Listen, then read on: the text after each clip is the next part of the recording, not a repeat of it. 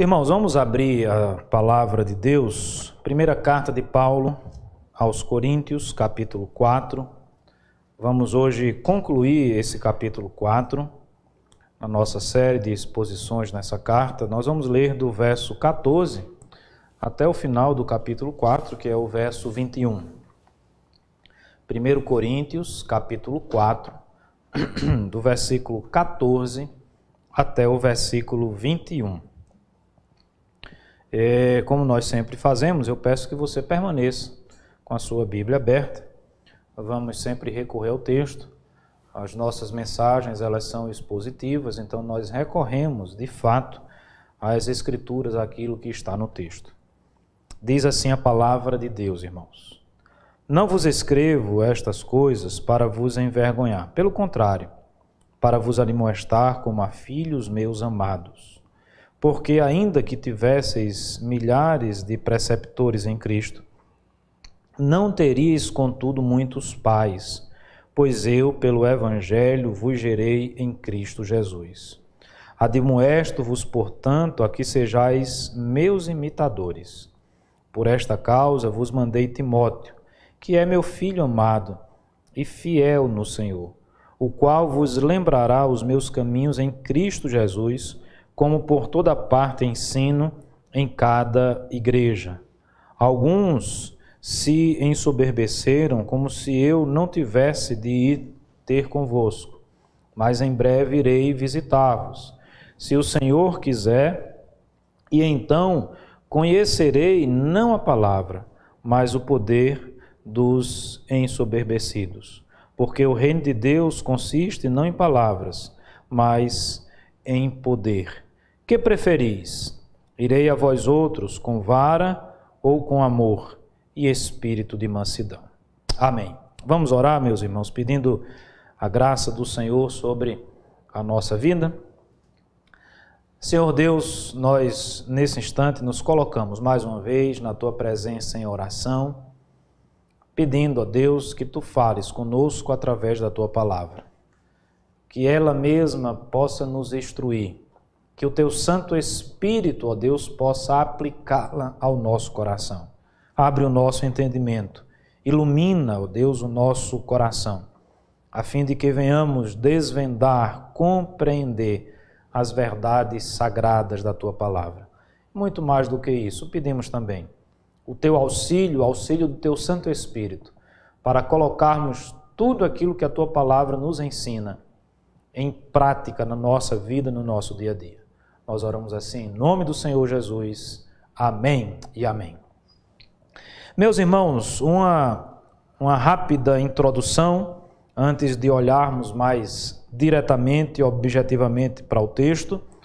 Quero fazer lembrar aos irmãos que o apóstolo Paulo ainda está tratando, nesse finalzinho do capítulo 4, sobre um problema existente ali na igreja de Corinto, que é a divisão da igreja. Divisão que estava intimamente ligada também a algumas personalidades, a alguns personagens que se colocavam como liderança. Claramente nós vemos isso, alguns se diziam de Paulo, outros de Apolo. Com certeza existia ali no meio da igreja de Corinto algumas pessoas que estavam se colocando nessa perspectiva de liderança. O apóstolo Paulo, inclusive, a gente vai ver isso mais na frente, mas só para antecipar o entendimento, já lá no final desses versículos, desse capítulo, né, ele diz que queria visitar, que ele iria em breve àquela igreja, àquela cidade, e lá ele não ia conhecer apenas a palavra daqueles que ele chama de ensoberbecido, né, aqueles que estão cheios de soberba. E a gente leu, inclusive, hoje, no capítulo 4 de Tiago, que a origem das contendas, a origem das divisões passa pela soberba. E ele diz, eu vou aí ver quem são os soberbos, os ensoberbecidos, e não apenas conhecer, vamos dizer assim, a teoria, o discurso, mas quero ver se de fato eles têm o poder do Evangelho demonstrado através da sua vida e da sua ação, até porque o apóstolo Paulo vem tratando disso também. O Evangelho, irmãos, não se diminui a ponto de ser visto, de ser compreendido apenas como uma boa mensagem, apenas como uma mensagem maravilhosa.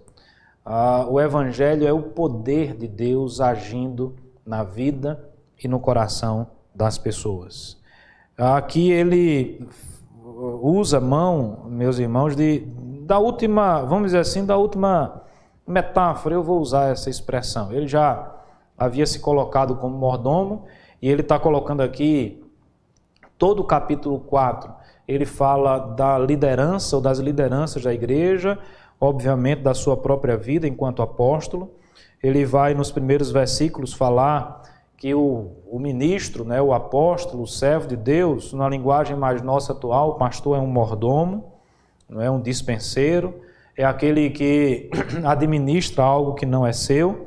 Depois ele vai falar do ministro como sendo, e essa é a segunda metáfora, espetáculo para o mundo. E aqui ele vai tratar, numa outra e não a última metáfora, o ministro como sendo pai.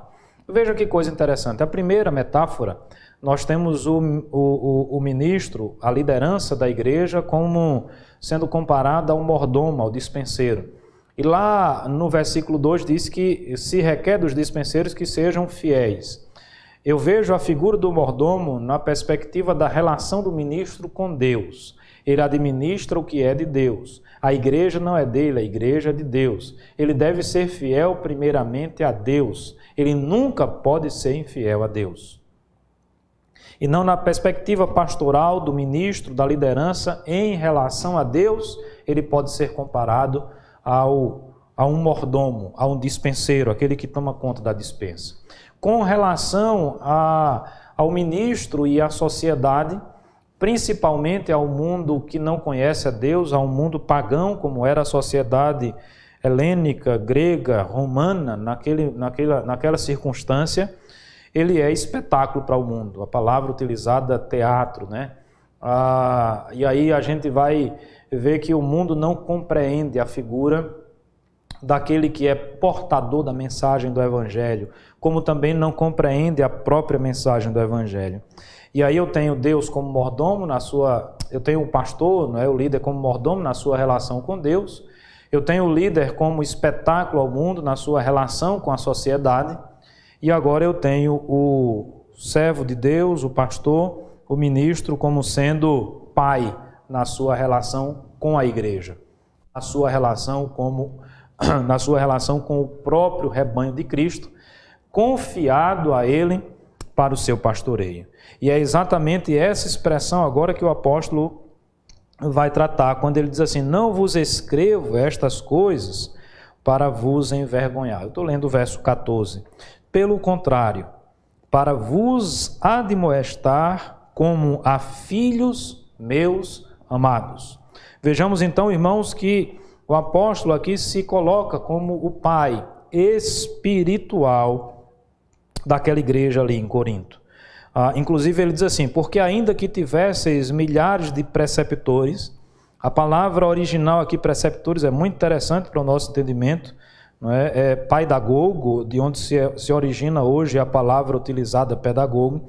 Por mais que vocês, não é, tivesseis milhares de preceptores em Cristo, e a gente vai explicar qual a função do pedagogo naquela época no mundo helênico, não teríeis, contudo, muitos pais, pois eu, pelo Evangelho, vos gerei em Cristo Jesus. Então a figura aqui é a figura do pai, a figura daquele que de fato tem um rebanho que foi gerado espiritualmente por ele e está sob a sua responsabilidade paterna. Um breve parêntese, aqui não enxergamos no texto uma defesa para o uso do termo pai como um título, não é? A ideia de um papa no italiano, ou a ideia de um padre, não é? Na perspectiva aí de um entendimento de outras línguas, no latim, no italiano. A ideia do texto não é apresentar um novo título. A palavra fala sobre apóstolos, a palavra fala sobre ministros, a palavra fala sobre bispos, a palavra fala sobre presbíteros.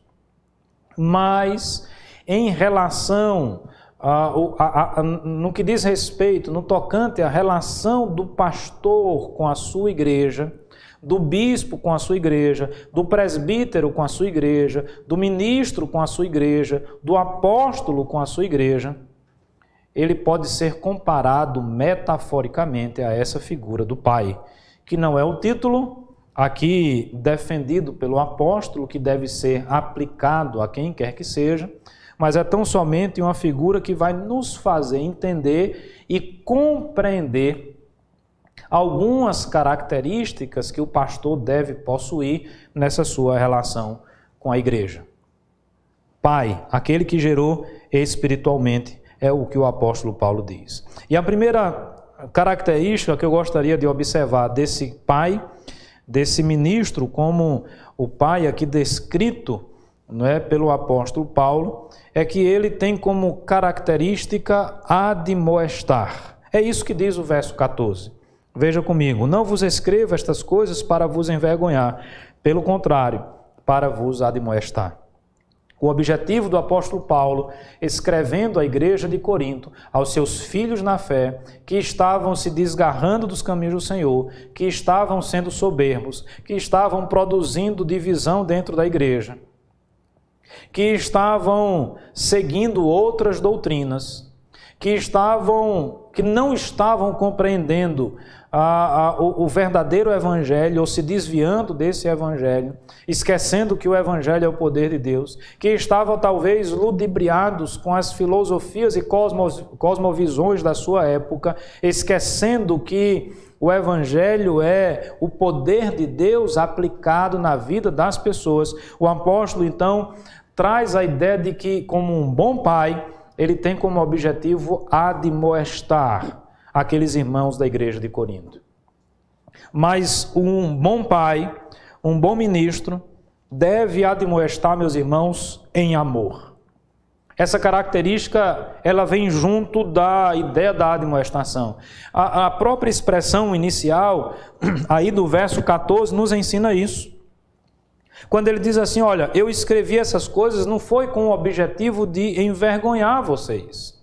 Veja, nós percebemos aqui, não um apóstolo que vai tentar subjugar aqueles irmãos na igreja de Corinto, envergonhando-os. Obviamente ele está expondo as mazelas, os pecados, as dificuldades, os problemas existentes naquela igreja. Obviamente que essa admoestação expõe tudo isso, escancara tudo isso, mas ele não pode fazer isso de uma outra forma senão em amor. O espírito aqui é o espírito de mansidão, ele vai dizer isso lá na frente.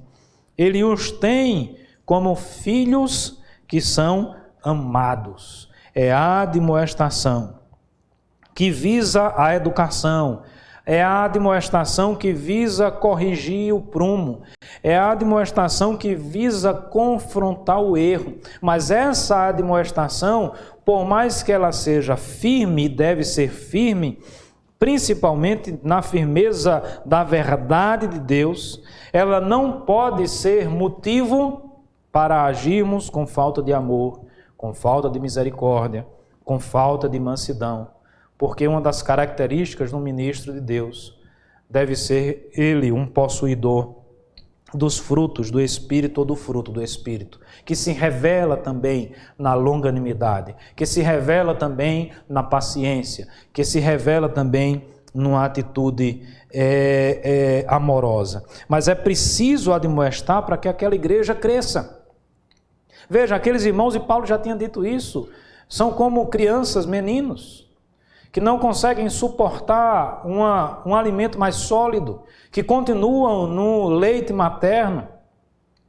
A briga, a confusão, as divisões, as picuinhas, falta de amadurecimento. E para que esse amadurecimento aconteça e seja uma realidade na vida daquela igreja, se faz necessário a educação, se faz necessário a instrução, se faz necessário, meus amados irmãos, nas palavras do apóstolo Paulo, essa admoestação. E ele diz, olha, por mais que vocês tenham milhares de preceptores, eu disse que a palavra aqui no original é paidagogos, a figura do paidagogo era na sociedade ali do mundo helênico, era a figura de um escravo que tinha a função de levar a criança para ser instruída, para receber a instrução. Eu vou tentar traduzir numa linguagem que se aproxime mais da nossa realidade, né? É a figura de um monitor, é aquele que leva para ser instruído, é aquele que busca, é aquele que faz a tarefa, é aquele que corrige. Às vezes, quando o menino não quer ter a atenção devida, e o que o apóstolo está dizendo é que por mais que eles tivessem milhares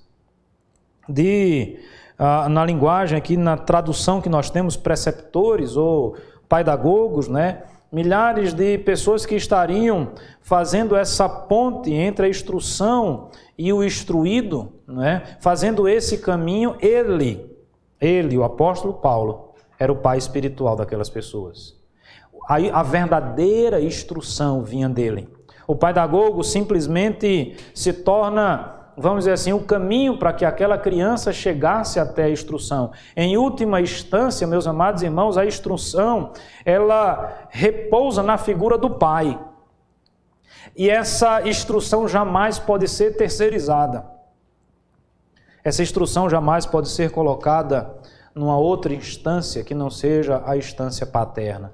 E a analogia que o apóstolo Paulo está fazendo é essa. Veja, ele se coloca como pai, admoestando os seus filhos, a quem ele tem amor. E ele diz e deixa de forma muito clara, por mais que vocês tenham mecanismos, por mais que vocês tenham pessoas que possam levá-los a algum tipo de conhecimento, algum tipo de instrução, vocês nunca podem esquecer que a instrução verdadeira, ela vem do Pai na fé. Ela vem daquele que vos gerou na fé. Ela vem do apóstolo que pregou o verdadeiro evangelho. Isso, meus irmãos, se aproxime, se assemelha muito ao que aconteceu com os Gálatas. Os irmãos lembram daquela carta? Quando o apóstolo Paulo, admirado, espantado, chega à conclusão de que, de uma forma muito rápida, os Gálatas estavam saindo do verdadeiro evangelho para um falso evangelho. E ele chama a atenção daqueles irmãos, olha, vocês precisam lembrar daquilo que vos foi pregado lá no início, mesmo que desça um anjo dos céus, pregando um outro evangelho, que não seja o evangelho verdadeiro, que ele seja anátema, maldição no meio de vocês. A figura pastoral, a figura do ministro, não pode, em hipótese nenhuma, meus irmãos, ser confundida, e eu já falei isso em algumas mensagens anteriores, como aquele gerente administrativo de uma empresa, com a figura de um coach que vai tentar usar de mecanismos psicológicos para fazer com que as pessoas extraiam motivadas que estarão o melhor de si. A figura do pastor não repousa nessa perspectiva. No próprio ordenamento, veja que coisa interessante da Igreja Presbiteriana do Brasil, até porque nós tentamos nos aproximar ao máximo daquilo que ensina a palavra de Deus. Nós temos na figura do presbítero, e hoje é o dia do presbítero da Igreja Presbiteriana do Brasil, a figura do presbítero regente. Esse é aquele que vai administrar, esse é aquele que vai se dedicar às questões outras. E nós temos aquele que é chamado de presbítero docente. Veja, é o ensino, é a educação, é a instrução pela palavra de Deus. É o pai que vai instruir o seu filho.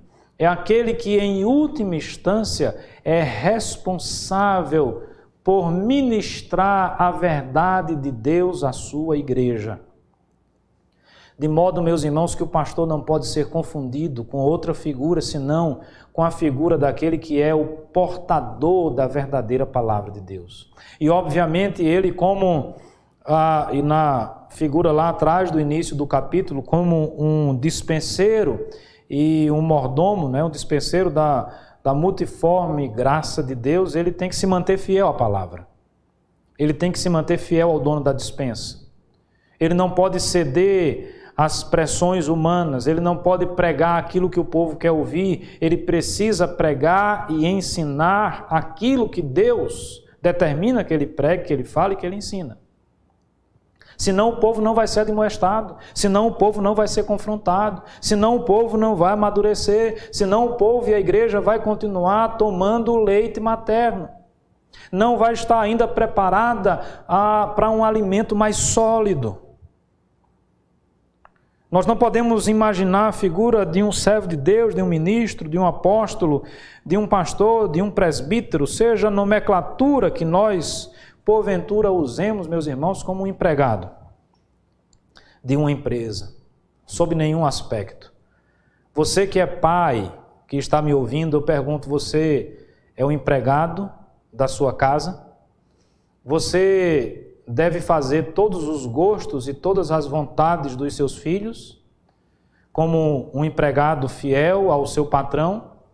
O patrão da sua vida são os seus filhos? É a sua casa? Obviamente que não. Essas ideias adentraram muitas vezes ao seio da igreja, deturpando, meus irmãos, o real sentido da figura do ministro de Cristo. O problema é que isso tem trazido forte prejuízo ao corpo de Cristo. Quando, infelizmente, nós temos pastores que não se dedicam ao ensino, que não estudam, que não buscam instruir a igreja, que não buscam admoestar a igreja com a verdade de Deus. Quando nós temos visto muitos ministros negociando a fé, muitos ministros que se parecem muito mais com administradores ou empregados da igreja, ou coaches, motivadores psicológicos de determinadas igrejas, determinadas circunstâncias, e não confrontam a igreja com a verdade, e não pregam a palavra de Deus, o prejuízo ao povo de Deus é devastador. Nós não podemos sucumbir ao espírito da nossa época que tem implementado na figura pastoral, às vezes, essa ideia. E não é talvez apenas o espírito da nossa época, era o espírito talvez na época aqui em Corinto também, primeiro século, por volta do ano 55 depois de Cristo. O apóstolo Paulo então estabelece essa característica, é aquele que é o responsável pela educação, e ele está educando, ele está admoestando. Por mais que vocês tenham pedagogos, por mais que vocês tenham outras pessoas, por mais que vocês tenham os livros, por mais que vocês tenham os vídeos na internet, por mais que vocês tenham tantos servos que podem levá-los também ao conhecimento, vocês nunca devem esquecer que a origem do verdadeiro conhecimento está na palavra de Deus. Está em Cristo, nosso pastor por excelência. Aquele que nos gerou em fé, aquele que transformou a nossa vida, aquele que morreu por nós, aquele que se entregou por nós. Paulo então admoesta essa igreja, e admoesta porque queria que aqueles irmãos crescessem, porque queria que aqueles irmãos progredissem. Então, o primeiro ponto que eu destaco aqui, na figura do bispo, na figura do ministro, na figura do apóstolo, da liderança da igreja, como pai, é que ele deve admoestar o seu rebanho em amor. O segundo ponto que eu gostaria de destacar é que ele precisa ser exemplo. E eu agrego a essa ideia do exemplo a ideia de temor. Se no primeiro ponto ele precisava admoestar com amor, no segundo ponto eu afirmo que o ministro precisa, meus amados irmãos, ser exemplo em temor. E obviamente eu estou falando de temor a Deus. Nessa mesma carta, lá na frente, capítulo 11, texto clássico, versículo 1, Paulo diz: sede meus imitadores. Me parece que o mundo corporativo já tem trabalhado essa ideia há alguns anos, quando trata do tema da liderança no ambiente corporativo. Liderar pelo exemplo, e não liderar apenas pelo discurso, naquela perspectiva de que faça o que eu digo, independente daquilo que eu estou fazendo. Quantas e quantas vezes, no meio das nossas igrejas, Nós encontramos pessoas que têm, parece que a flor da pele, aquele dom da admoestação, da exortação, que tem uma profunda capacidade em enxergar os defeitos e muitas vezes faz com toda verdade, atingindo de fato os problemas, sendo verdadeiro nos diagnósticos que apresentam ao corpo de Cristo. Mas aí, muitas vezes, nós repousamos naquela situação em que alguns falam, mas o exemplo vai e caminha longe daquilo que eles falam. É por isso, meus amados irmãos, que aquele que almeja o episcopado, apesar de excelente obra almejar, nós precisamos compreender também que aquele que almeja o episcopado saiba que o juízo sobre a sua vida, e esse juízo não é um juízo meramente humano, não é um juízo meramente da igreja, é acima de tudo um juízo vindo da parte de Deus.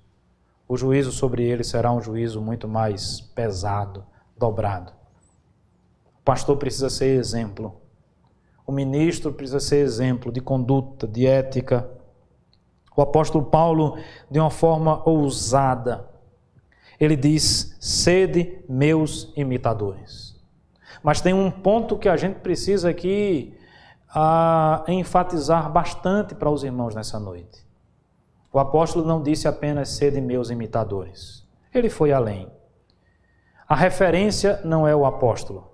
A referência última, a referência final, a referência maior não é a figura do próprio apóstolo Paulo. É por isso que nós precisamos ser exemplos em temor a Deus. Porque lá no capítulo 11, versículo 1, o apóstolo Paulo diz assim: sede meus imitadores, como eu sou de Cristo. Ele coloca-se como exemplo enquanto figura que obedece a Cristo, enquanto alguém que tem Cristo como seu exemplo maior. Porque eu não posso ter na minha vida e seguir na minha vida o exemplo de quem quer que seja.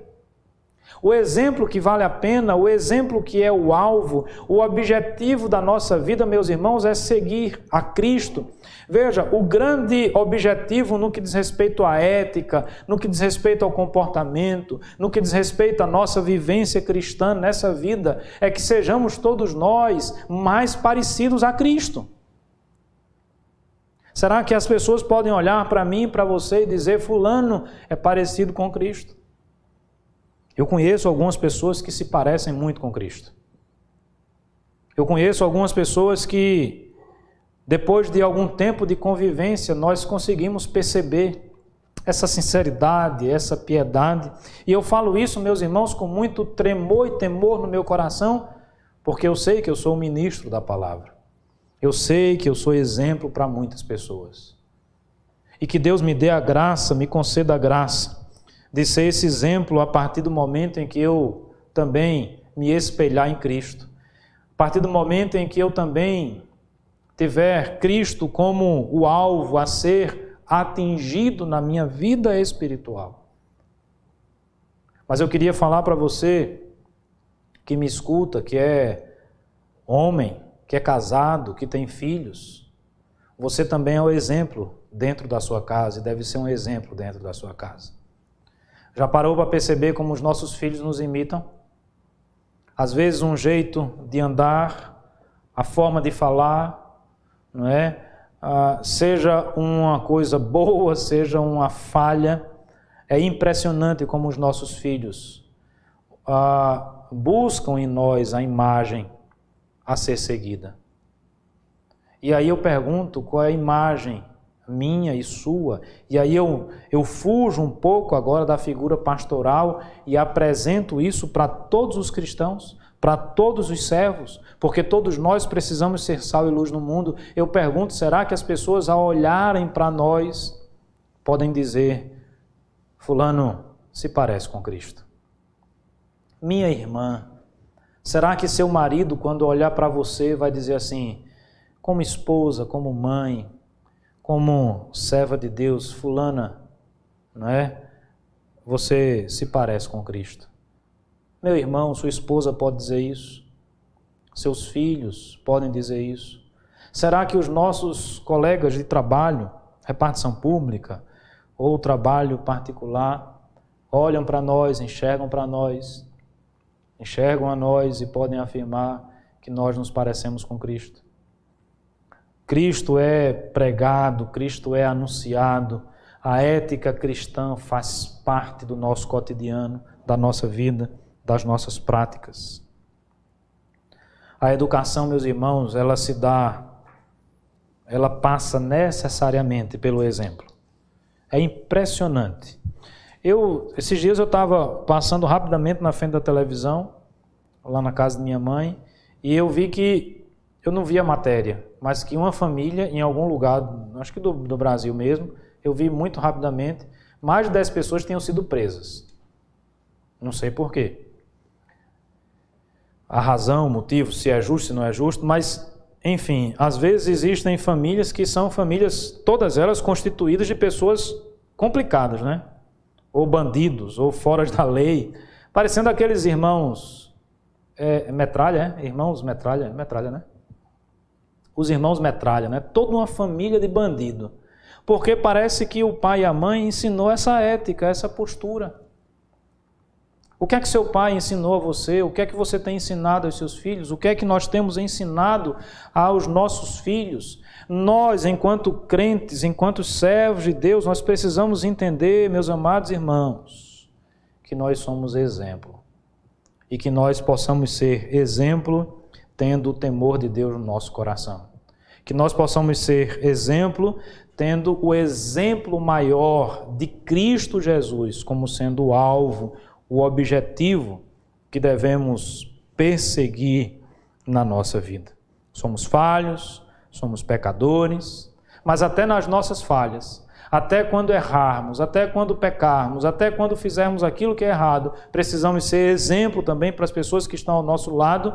E o exemplo se dá nesse momento quando nós reconhecemos o nosso erro, pedimos perdão a Deus pelo nosso erro, pedimos perdão às pessoas que nós ferimos pelo nosso erro e colocamos como objetivo e alvo de vida agir de forma diferente. Quantas pessoas são intransigentes nesse sentido? Parece que existem pessoas que gostam, não é? Existem pessoas que fazem questão de serem pessoas arrogantes, soberbas, mal educadas, como se isso fosse uma virtude. O erro, meus irmãos, precisa ser combatido. O que é errado e ponto final. Diante do erro, eu ensino isso aos meus filhos. Só existe uma coisa a fazer: reconhecer, pedir perdão e tentar mudar de vida, tentar mudar de postura. Mas o apóstolo continua. Ele admoesta e ele faz em amor, ele o faz através do exemplo da sua vida. Eu citei, inclusive, na mesma carta, o capítulo 11, versículo 1, sede meus imitadores, como eu sou de Cristo. Não é? O apóstolo Paulo está mostrando claramente que ele se torna exemplo também nisso. Não é? O verso 16 em diante: admoesto-vos, portanto, a que sejais meus imitadores. Veja, admoestação em amor, exemplo em temor. Resumido, inclusive, nesse verso 6, que ele usa a expressão admoestar e usa a expressão imitar. E o verso 7, então, dá sequência, e nós vamos chegar caminhando pelo texto, pelos próximos versículos, a um terceiro ponto que eu gostaria ainda de destacar para os irmãos. Por esta causa vos mandei Timóteo, que é meu filho amado e fiel no Senhor, o qual vos lembrará os meus caminhos em Cristo Jesus, como por toda parte ensino em cada igreja. Ainda ele está falando do seu exemplo, daquilo que Timóteo vai fazer, lembrando aos irmãos e falando aos irmãos a prática, a experiência do apóstolo Paulo. Aí no verso 8 o tom muda um pouco, a ideia permanece a mesma, ele está lutando contra as divisões na igreja, mas a ideia muda um pouco quando ele diz assim: alguns se ensoberbeceram, como se eu não tivesse de ter convosco. Mas em breve irei visitar-vos, se o Senhor quiser, e então conhecerei não a palavra, mas o poder dos ensoberbecidos. Porque o reino de Deus não consiste em palavra, mas em poder. Aí, no verso 21, ele tem uma frase que é fantástica. O que é que vocês preferem? Que eu vá, não é, a vós outros, com a vara, ou que eu vá em amor e espírito de mansidão? A expressão aqui, vara, meus irmãos, é a expressão que chama-nos a atenção para a necessidade da disciplina. Um bom pai, disciplina. Admoesta, é exemplo, e terceiro ponto, disciplina. E obviamente que ele também disciplina em amor.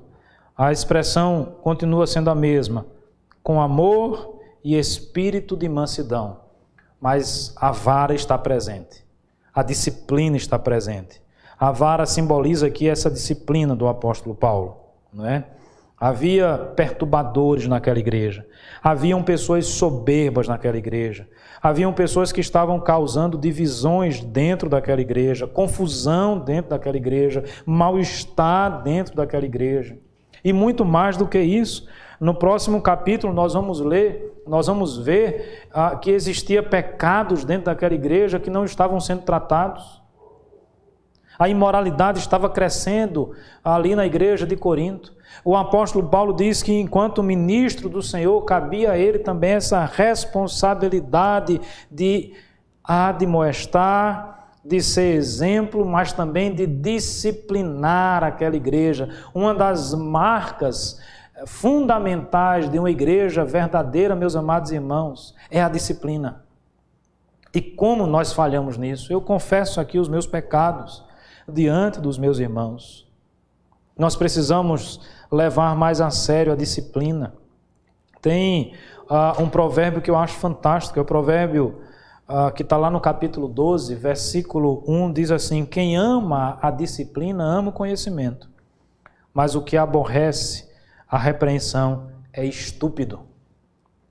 Vivemos inclusive agora um momento de discussões sobre a disciplina dos filhos, sobre o uso da vara, não é? Um juiz de primeira instância proibiu o livro da nossa irmã Simone Quaresma, que fala a respeito disso. Me parece, aquilo que eu já li, não li muita coisa, que até dentro da pedagogia moderna, da psicologia, há correntes que divergem com relação a isso, mas me parece que todos chegarão à conclusão de que é necessário a disciplina para o ser humano. O provérbio é muito claro: quem ama a disciplina ama o conhecimento. Eu fico vendo aí as pessoas que pousam de intelectual, né? De profundos conhecedores da psicologia, da pedagogia, das ciências humanas, sociais, biológicas, médicas, seja lá que área da ciência a pessoa considere-se um profundo conhecedor. E às vezes essa pessoa, no alto da sua soberba e da sua arrogância, imagina, defende, começa a defender a tese da ausência da disciplina. Quando eu olho para essa pessoa, me vem à mente essa palavra de Salomão, um homem sábio. Eu só posso pensar num adjetivo, o adjetivo bíblico, e não sou eu quem está chamando, é a Bíblia: estúpido.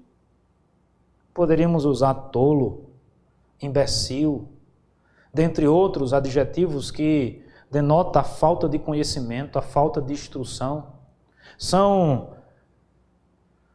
intelectuais sem intelecto.